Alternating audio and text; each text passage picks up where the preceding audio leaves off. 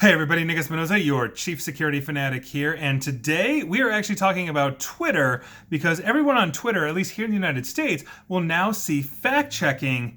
And honestly, I think it's too little too late. Now, here's what's going on. Obviously, I'm traveling and trying to keep up with all of this. It's coming from The Verge, but I think this is actually really interesting and important, but I think it's too late. Now, here's what's up. Twitter is further expanding its community moderation program known as Birdwatch to all US users beginning today, and that is according to Twitter themselves. Now, Birdwatch was first announced in 2021. It's one of Twitter's attempts to curb misinformation and disinformation on its platform by inviting select users to contribute to their fact-checking process. The program allows for this small group of Twitter users to add notes to potentially misleading tweets. The notes are then voted on as helpful, basically to appear as context for the general public to see. Now, Birdwatch has been slowly expanding, but today, helpful notes will be visible to all US users, though not everybody will be able to add context or rank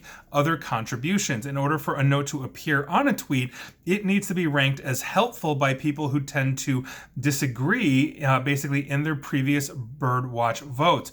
Birdwatch contributors can also lose their ability to write notes if too many of their additions are deemed unhelpful by others. Now, as of September, and remember, we're the beginning of October here in 2022, Birdwatch had over 15,000 contributors, which obviously is a drop in the bucket compared to Twitter as a whole, but that group, according to Twitter, is actually growing. Users can sign up to be contributors, and Twitter looks for people who follow and interact with content that's different than existing Birdwatch fact checkers, among other requirements. Now, Twitter also says that is expanding Birdwatch notes to more people based on its own data, showing that notes can impact how users behave on the platform. Apparently, and according to Twitter, people who see a context note are on average 15 to 35% less likely to retweet posts, and that is, again, according to Twitter in a blog post. Now, Twitter's crowdsourced fact-checking process has been in development for over a year and is in addition to other stopgap measures the company has introduced to combat misinformation, disinformation, and propaganda, such as labeling false content and manipulated videos. Though Twitter says the goal of Birdwatch is to gather a diverse array of perspectives into the moderation process, recent reporting suggests that there are holes in how the company has been vetting their users. A leaked internal audit obtained by the Washington Post revealed that a QAnon conspiracy account was allowed into the program, forcing Twitter to scramble last minute before its launch. And this is what I'm talking about here is I'm all for fact checking in the sense that, I write professionally. You may follow me on, Smerconish of CNN on his website, smerconish.com, where I publish a ton of articles. My last one being on how cybersecurity teaches us to defend democracy. I also write for Forbes and other publications as well that, ask me to contribute.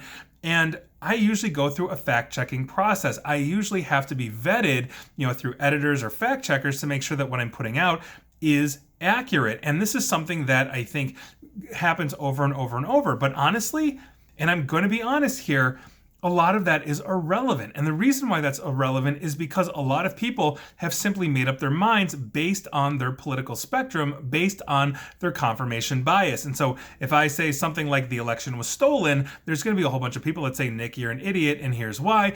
Or if I say the election wasn't stolen, there's going to be a whole bunch of people that say, Nick, you're an idiot, and here's why. And I'll probably get death threats. But my point here is that I recommend, or not recommend, I commend Twitter basically for doing these kinds of things, just like Facebook is. In the long run, I don't think it's making much of a difference in the sense that we have still seen virality on demonstrably false information that could be a foreign intelligence scam to simply somebody believing what they believe, even though there's no evidence to back it up, and it still continues to go viral.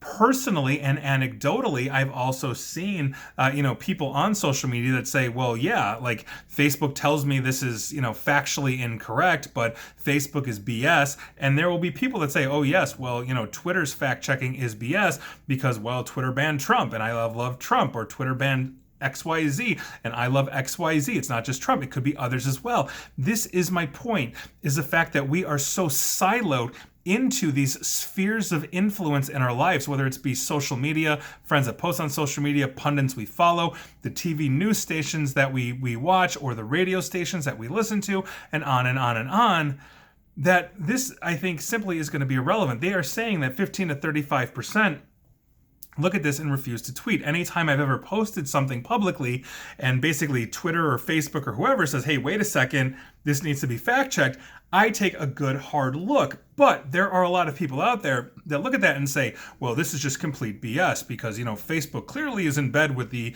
opposition, whatever the opposition is to you. And so I'm going to go ahead and do this anyway. And that's essentially what I'm talking about. I don't think, honestly, this is going to move the needle. I don't like saying that, but I think it's true. And that is somewhat depressing as well. So there you go. If you're a user in the United States and you are seeing basically these flags or these context notes, understand that while you might look at this and actually consider that, there are going to be a lot of people out there that immediately dismiss it because they immediately think that they are being censored in some way, shape, or form. And that, I think, is the bigger picture. That trust that has now been eroded, I think, is what needs to be addressed. This is a Band-Aid, which is why I don't think it's going to be help in the long run. Feel free to disagree. I'd love to hear your thoughts on this, but there you go. And please like, share, follow me here on Facebook and Twitter at NickAESP, where you will get these notifications apparently. Same with YouTube, where you should hit that bell and subscribe to me. And as always, stay safe, stay online, please stay private, and please